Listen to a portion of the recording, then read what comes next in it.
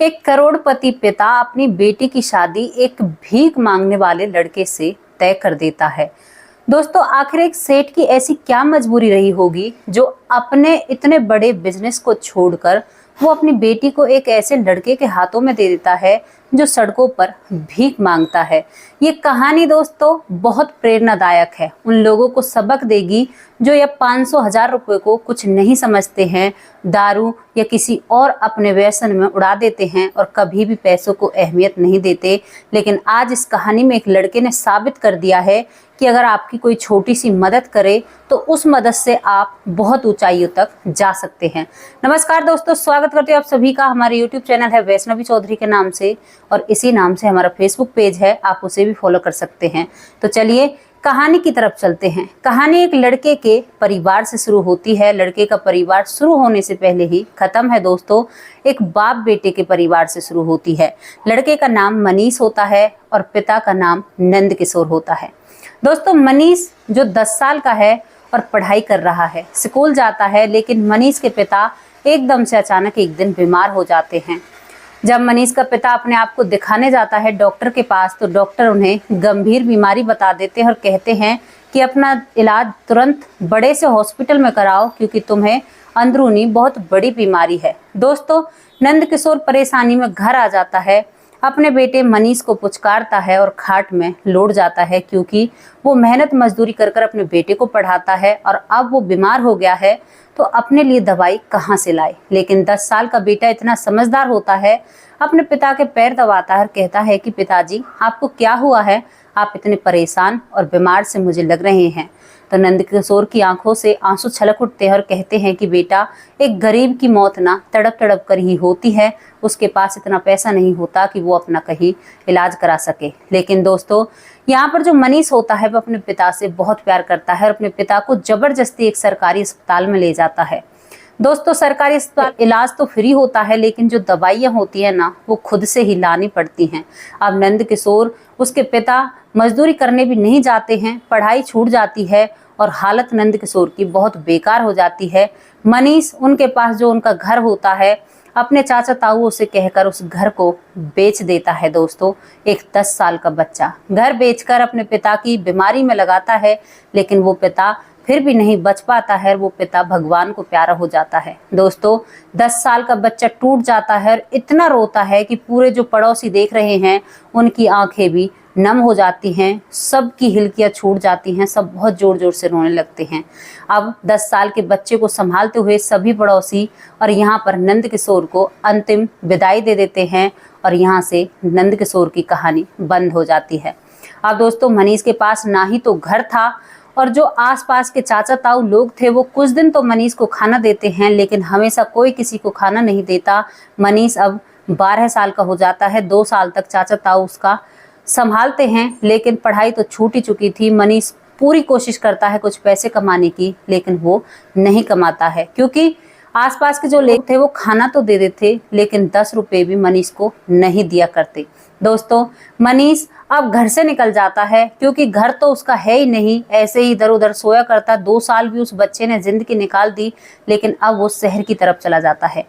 जब दोस्तों वो शहर की तरफ जाता है तो वहां पर एक मंदिर पर जाकर रुक जाता है। कहते हैं ना कि भगवान के घर हर किसी का स्वागत होता है, लेकिन वहां पर एक दिन तो वो भंडारे में खाना खाता है, लेकिन जैसे ही देखता है कि मंदिर की सीढ़ियों के नीचे कुछ बच्चे भीख मांगकर अपना पेट का गुजारा करते हैं। अब यहाँ पर जो मनीष होता है उन बच्चों के पास जाता है और उनसे जुगत मिलाता है। कहता है कि मेरा भी इस दुनिया में कोई नहीं है। तो वो सभी बच्चे कहते हैं, अरे यार, तू भी हमारी जिंदगी में शामिल होने के लिए आ गया, हमारा भी तो दुनिया में कोई नहीं है, तभी तो हम लोग यहाँ पर खाते हैं, पीते हैं और यहाँ पर भीख मांगते हैं। अब दोस्तों, मनीष भी उनकी लाइन में लग जाता है और सुबह से शाम तक जो भीख मांगता उसी से अपना गुजारा करता, अपना पेट भरता। जहाँ पर वो बच्चे सो जाया करते वहीं पर मनीष सो जाता है।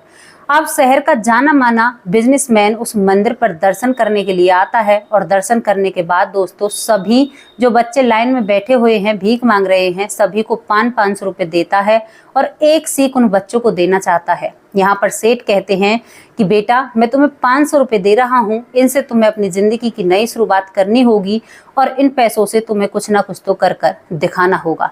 दोस्तों, सेठ की बातें मनीष के अंदर घर कर जाती हैं और मनीष इन बातों पर अमल करता है। अब सेठ तो वहां से चला जाता है, लेकिन जो और बच्चे थे जिनके पास 500 रुपए आए थे, वो सभी उन पैसों को अपनी मौज मस्ती में उड़ा देते हैं और सभी कह देते हैं कि अरे सेठ बड़ा ज्ञान झाड़ कर गया है, इन 500 रुपए में क्या होता है, हमें ही तो पता है हम अपना कैसे गुजारा कर रहे हैं। लेकिन दोस्तों, मनीष को ये बात दिमाग में हिट कर जाती है और मनीष खिलौने खरीद कर लाता है उन 500 रुपए के। जब वो खिलौने खरीद कर लेकर आता है और उसी मंदिर के पास उन्हें बेचने के लिए बैठ जाता है, तो जितने भी उसके दोस्त थे, उनकी गैंग में जितने भी दोस्त उसके मनीष के होते हैं, वो सभी हंसने लगते और कहते हैं कि देखो कितना पागल लड़का है, ये इन खिलौनों से अपनी जिंदगी बनाने चला है, कौन लेगा इनसे खिलौने। लेकिन दोस्तों, मनीष की किस्मत उस दिन बहुत अच्छी थी। 500 रुपए के खिलौने जो लेकर आया था, उनमें से मनीष ने वो खिलौने 850 रुपए थे, तो यहाँ पर उसे पैसे बच जाते हैं। शाम तक वो खिलौने जब पूरे बिच जाते हैं, तो मनीष को अपने अंदर विश्वास जागृत होता है कि हाँ, मैं कुछ कर सकता हूँ। अब मनीष का क्या था, दिन पर दिन जैसे 1000 के बिके तो 1000 के खिलौने ले आए और धीरे धीरे मनीष ने, एक भीख मांगने वाले बच्चे ने, अपनी एक खिलौने की दुकान खड़ी कर ली थी 500 रुपए से। दोस्तों, ये अहमियत होती है जो लोग पैसों को कुछ भी नहीं समझते। अब मनीष की दुकान चल जाती है और मनीष में एक हुनर बहुत अच्छा था कि वो सामने वाले को बहुत अच्छे से उसके सामने पेश आता, और उसकी जो वाणी थी ना, वो बहुत ही सुंदर थी। सभी थे वो बहुत अच्छे से बात किया करता, मानो जैसे अपना ही व्यक्ति आपसे बात कर रहा हो। और दोस्तों, मनीष की दुकान दिन पर दिन बहुत बढ़िया तरह से चलने लगती है और यहाँ पर मनीष एक दुकान से 2 दुकान और 2 दुकान से 3 दुकानों का मालिक हो जाता है। जब मनीष उन दुकानों का मालिक हो जाता है, तो तभी एक दिन बैठकर सोच रहा है, क्योंकि अब उसने अपने नीचे काम करने वाले लड़के भी रख लिए हैं, और जो बच्चे जिन्होंने 500 वो ली थी ना भीख, जिन्होंने ऐसे उड़ा दी थी 500 रुपये, आज वो बच्चे पूरे नशेड़ी बन चुके हैं और वहीं पर भीख भी मांगते हैं, कबाड़ा भी बीनते हैं और इधर उधर ऐसे ही घूमते रहते हैं, क्योंकि वो बच्चे भी जवान हो चुके हैं और मनीष भी जवान हो जाता है। उसके बाद दोस्तों, करीबन इन बातों को 10 साल निकल जाते हैं। दोस्तों, 10 साल बाद वो सेठ दोबारा आता है, लेकिन अब की बार वो मंदिर पर नहीं आया है। उस खिलौने की दुकान को देखकर उसकी बड़ी सी गाड़ी रुक जाती है और उस दुकान पर खड़ा हो जाता है खिलौने लेने के लिए। लेकिन इत्तेफाक से उस दुकान का मालिक मनीष होता है और मनीष उस सेठ को देखकर मन ही मन अपने आप में भावुक हो जाता है और जाकर सेठ के पैरों में गिर पड़ता है और कहता है कि सर, आप बहुत अच्छे इंसान हो, आपने मेरी ज़िंदगी बना दी। लेकिन दोस्तों, जो सेठ आया है उसे नहीं पता है कि ये कौन है। तो सेठ यहाँ पर कहता है कि अरे भाई, मैं तो यहाँ खिलौने लेने के लिए आया हूँ, लेकिन तुम जान न पहचान मेरे पैरों को क्यों पकड़ रहे हो, क्यों मेरे साथ ऐसा बिहेव कर रहे हो, बर्ताव मुझे बिल्कुल भी अच्छा नहीं लग रहा है। तो यहाँ पर मनीष हाथ जोड़कर खड़ा हो जाता है और कहता है कि आप मेरे पिता समान हो। आप उस दिन जब मुझे मिले थे, तो मैंने आप में अपने पिता की छवि देखी और आपके कुछ किए हुए शब्दों की वजह से आज मैं 3 दुकानों का मालिक हूँ। सेठ, क्या आपको याद है जिस दिन आप मंदिर में आए थे और आपने सभी बच्चों को 500 रुपये दिए थे, उस दिन आपने मुझे भी पैसे दिए थे और मैं आपकी तरफ बहुत जोर से घूरे जा रहा था। तो सेठ को वो बात भी याद आ जाती है और वो बच्चे भी याद आ जाते हैं। तो वो कहता है कि अरे बेटा, मैंने तो वो पैसे वैसे ही दे दिए थे और वो बात वैसे ही कह दी थी, लेकिन तुमने उस बात पर बहुत अच्छा अमल किया। और यहाँ पर मनीष सेठ साहब को बिठाता है, उनके लिए चाय पानी का इंतजाम करता है। लेकिन सेठ साहब कहते हैं कि नहीं बेटा, मुझे कहीं बर्थडे पार्टी में जाना है, इसी वजह से मैं तुम्हारे यहाँ पर खिलौने लेने के लिए आया हूँ। किसी दिन आराम से बैठकर तुमसे बातें करेंगे, किसी दिन अगर वक्त निकलेगा, अभी फिलहाल मैं जल्दी में हूँ। दोस्तों, जब ये बात मनीष सुनता है तो कहता है कि बाबूजी, सेठ जी, मैं आपको क्या बोलूं, लेकिन आपने मेरी ज़िंदगी बना दी और कोई बात नहीं, आज आपके पास टाइम नहीं है। और यहाँ पर मनीष कुछ खिलौने अपनी तरफ से सेठ जी को दे देता है। अब सेठ जी गोद में हाथ डालते और कहते हैं कि कितने रुपए हो गए। तो मनीष कहते हैं कि बाबा, क्यों मुझे शर्मिंदा कर रहे हो सेठ जी, अगर आपने इन पैसों खिलौने के मुझे पैसे दिए तो मुझे अपने आप में बड़ी शर्मिंदगी होगी, क्योंकि मैंने पैसों के लिए आपको ये खिलौने नहीं दिए हैं। लेकिन यहाँ पर जो सेठ साहब हैं वो ज़बरदस्ती करने लगते हैं। तो मनीष हाथ जोड़कर खड़ा हो जाता है और कहता है कि बाबूजी अगर आप इतना ही एहसानमंद मान रहे हो तो किसी दिन मेरे साथ थोड़ा सा वक्त बिता लेना, मेरा उसी में पेट भर जाएगा और इन खिलौनों की भी भरपाई हो जाएगी। दोस्तों सेठ यहाँ पर हंसते हुए कहता है कि भाई तुम नहीं मानोगे, और उसको बहुत सारा आशीर्वाद देता है और कहता है कि तुम्हारे जैसा बेटा अगर मेरा होता ना तो आज ये सेठ कहीं और पर होता। दोस्तों मनीष तो इस बात को नहीं सुनता है, लेकिन सेठ के अंदर बहुत सारी बातें चली हुई हैं। सेठ बहुत सारी बातों को ऐसे सोच रहा है कि ये मेरा बेटा होना चाहिए था, लेकिन सेठ अब वहां से अपनी बर्थडे पार्टी में चला जाता है और उस बर्थडे पार्टी से भी अपने घर चला जाता है। दोस्तों सेठ की एक बेटी थी और एक बेटा था। बेटा जो बचपन से ही ऐश और आराम में पला बड़ा है, वो एक पक्का नशेड़ी बन जाता है और वो अपने पिता की बिल्कुल भी कदर नहीं करता है। दोस्तों सेठ यहाँ पर भूल जाता है कि मनीष से उसे दोबारा मिलना होता है और इन बातों को 3 साल निकल जाते हैं।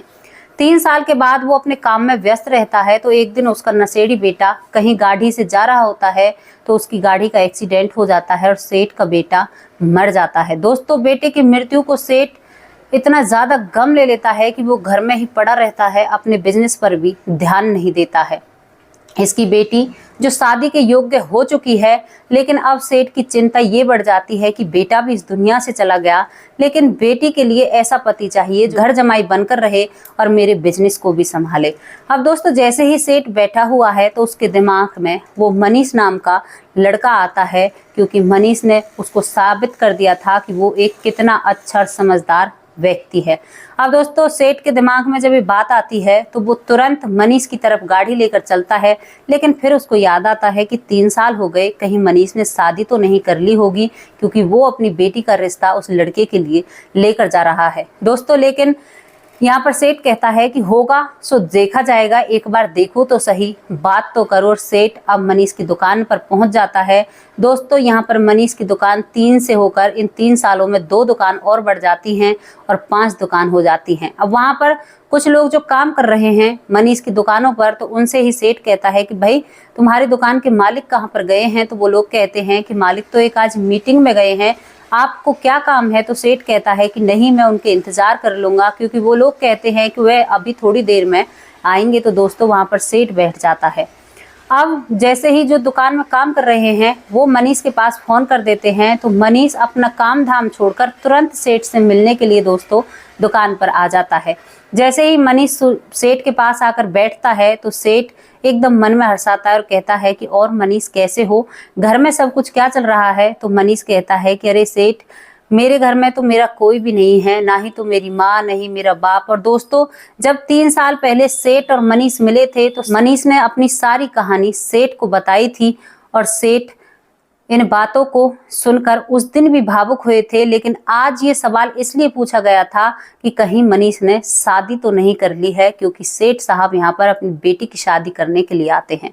जब मनीष कहता है कि साहब मैंने आपको बताया था कि मेरे तो परिवार में कोई भी नहीं है, मैं तो अकेला रहता हूँ, कभी दुकान पर रहता हूँ या कभी अपने घर चला जाता हूँ। तो सेठ मन में शांति से लेता और कहता है कि अब मुझे चैन है, अब तुम मेरे लिए चाय पानी मंगा सकते हो। दोस्तों यहाँ पर सेठ अब मनीष से उन बातों को करने लगता है और सारी अपनी जीवन की कहानी मनीष को बताता है कि बेटा मेरा एक बेटा था, वो अभी 3 महीने पहले उसकी मृत्यु हो गई है एक्सीडेंट में, और मेरी एक बेटी है, मेरी बेटी बहुत खूबसूरत है, अच्छी पढ़ी लिखी है, तो मैं चाहता हूँ कि मेरी बेटी की शादी तुमसे हो। अब दोस्तों मनीष सुनकर अपनी कुर्सी से खड़ा हो जाता है और कहता है कि मालिक ऐसा मत कीजिए, क्योंकि मैं आपकी बेटी से कैसे शादी कर सकता हूँ, मैं कहाँ पर और आपकी बेटी कहाँ पर है, लोग क्या कहेंगे। तो यहाँ पर सेठ कहता है कि मुझे लोगों से कुछ नहीं लेना, मुझे केवल तुम्हारी हाँ और ना से फर्क पड़ने वाला है, तो तुम बताओ क्या मेरी बेटी से शादी करोगे? तो यहाँ पर मनीष हाथ जोड़कर खड़ा है जाता है और कहता है कि आपकी वजह से तो मैं यहाँ पर बैठा हूँ, जो मेरी ज़िंदगी ऐसी बनी है, वरना लोगों ने तो मुझे ठोकरों में मेरे चाचा ताऊ ने पढ़ने के लिए छोड़ दिया था, कोई भी मेरा अपना नहीं था, लेकिन आपकी वजह से आज ये ज़िंदगी मिली है। तो आप कहीं भी मुझे जाने के लिए या कैसा भी काम करने के लिए कहोगे तो मैं उसके लिए मना नहीं करूँगा, और जैसी आपकी इच्छा, आप जो चाहते हो वही मैं करूंगा। दोस्तों, सेठ की खुशी का ठिकाना नहीं होता। सेठ कहता है कि चलो भाई, अब तो मैं जा रहा हूँ और मैं अपनी बेटी का मुहूर्त निकालूंगा और तुम जल्द से जल्द मेरी कोठी पर आओ और वहां पर बात करेंगे। तो दोस्तों, मनीष वहां पर चला जाता है और वहां पर इनकी शादी की बात फिक्स हो जाती है। सेठ की बेटी भी मनीष को पसंद कर लेती है और उनका बहुत मान सम्मान करती है, क्योंकि सेठ सारी बात यहाँ पर अपनी बेटी को बताता है। तो बेटी भी खुश हो जाती है और मान सम्मान इस वजह से करती है कि एक व्यक्ति ने, एक लड़के ने, 10 साल के लड़के ने अपने आप को साबित किया था उसके पिता के सामने। और यहाँ पर मनीष वहां पर घर जमाई बनकर रहता है, वहां से अपनी दुकानों को और बढ़ाता है, उधर सेठ के पूरे बिजनेस को देखता है और यहाँ पर वो सेठ का जमाई नहीं, बेटा बनकर रहता है। तो दोस्तों, ये थी वो कहानी जहां पर एक सेठ ने अपनी बेटी को उस लड़के के हाथों में दिया था जिसे उसने 10 साल पहले 500 रुपए की भीख दी थी। दोस्तों, ये कहानी से आप लोगों को क्या सीख मिलती है? पहली बात, हम कभी कभी ना पैसे की अहमियत नहीं समझते। उस पैसे को हम ऐसे समझते हैं कि इनसे क्या होने वाला है। अगर आप में हिम्मत और जज्बा है ना, तो आप 100 रुपए से इंसान बन जाओगे, और अगर आप में हिम्मत और जज्बा नहीं है तो आपके सामने करोड़ों रुपए भी कम पड़ जाते हैं। तो जैसी भी आप लोगों को स्टोरी लगी हो, आप अपनी राय कमेंट बॉक्स में जरूर रखना। और कई लोगों के ऐसे कमेंट आते हैं कि बहुत अच्छे अच्छे कमेंट करते हैं। सही, हमें बहुत अच्छा लगता है जब लोग अच्छी अच्छी बातें हमसे करते हैं और इन कहानियों से किसी को प्रेरणा मिलती है, तो उससे भी हमें बहुत अच्छा लगता है। तो कल फिर हाजिर होंगे एक और ऐसी ही सच्ची और अच्छी स्टोरी के साथ। तब तक के लिए नमस्कार, जय हिंद, जय भारत।